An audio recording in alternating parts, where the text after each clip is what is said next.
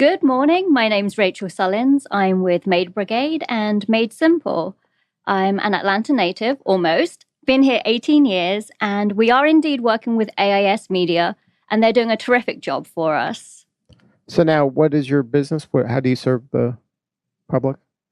So Maid Brigade and Maid Simple, we're a cleaning franchise. We have franchises across the US, Canada, and we also have some abroad. Are you the franchisor or a franchisee? I work with the corporate office, so I'm the VP of operations for Maid Simple. And then how is Maid Simple different than Maid Brigade?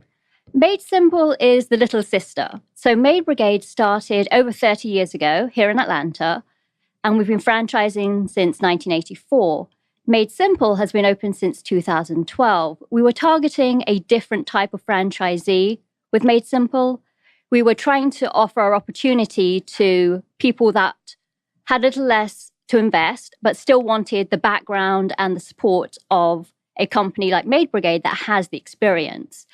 So Maid Simple, our franchisees start off as owner-operators, and then they develop as they bring on new hires and they get maids and teams to join them.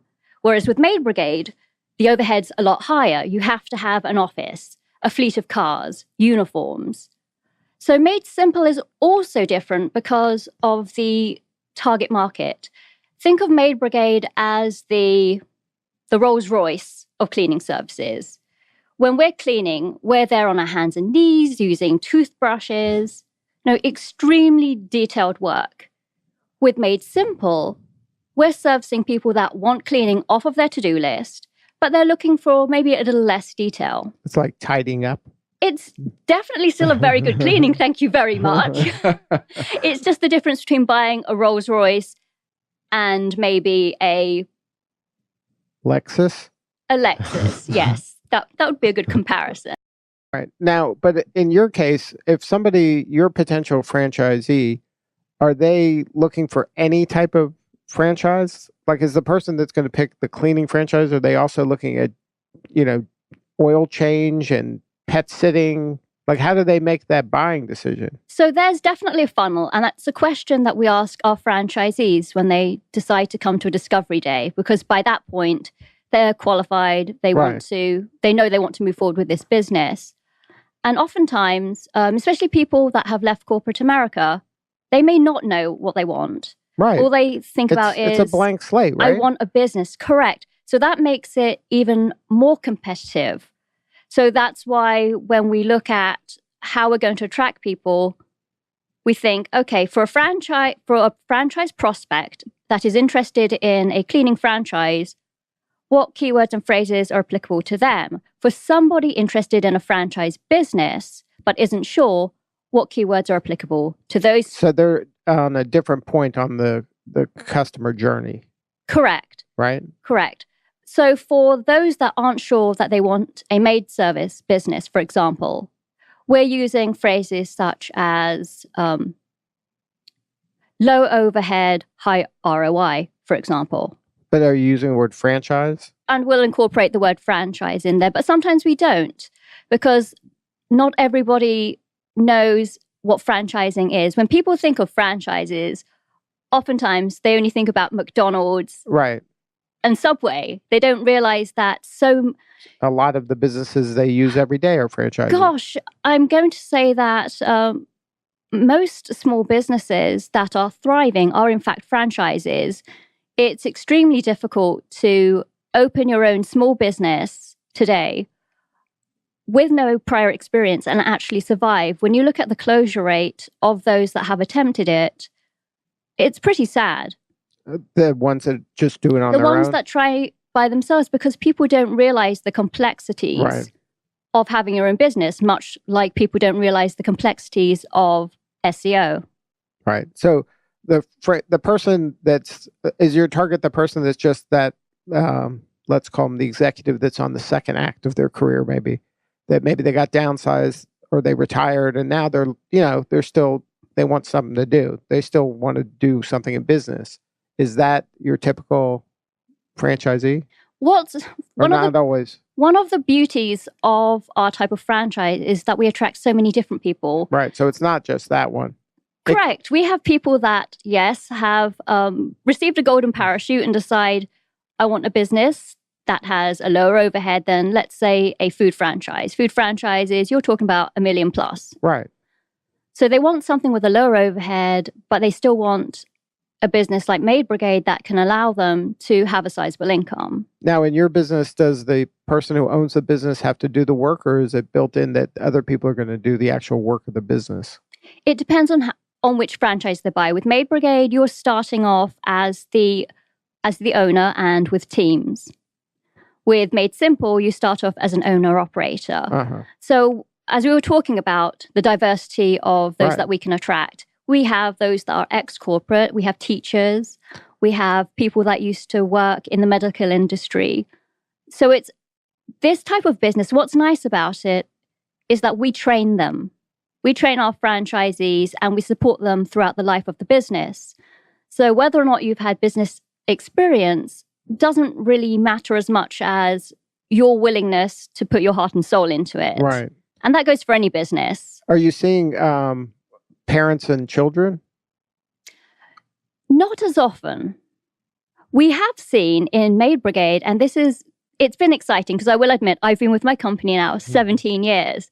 So during that time, I've seen people have young children that are now graduated from college and seeing the business being passed down to them in a willing manner, though. So not in a forceful manner where, okay, I've had this business X number of years, you're taking this over.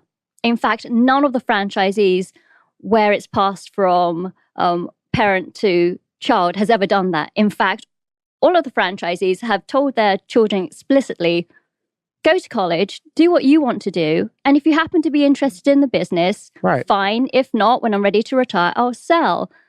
And in the cases where the child has decided to take on their business, it's because they came back and they said, I've seen what's out there. I've seen what's out there, and I really like what's going on here. And it's heartwarming because it's a choice that they've made based on what they've seen with the business and how we support their parents and how we'll be supporting them.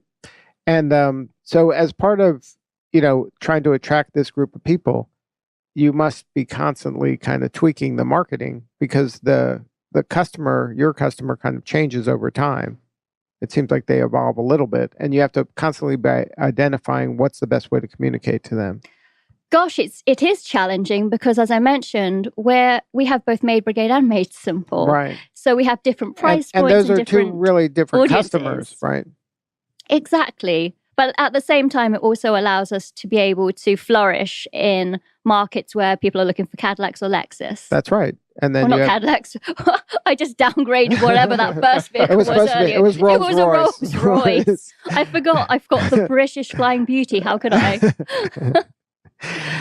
So now, what's next for you guys?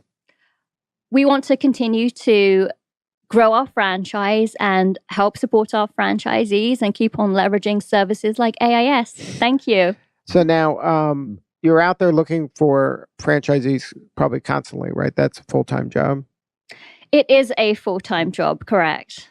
And then do you do marketing as corporate to help the franchisees get customers as well? Oh, of course, of course.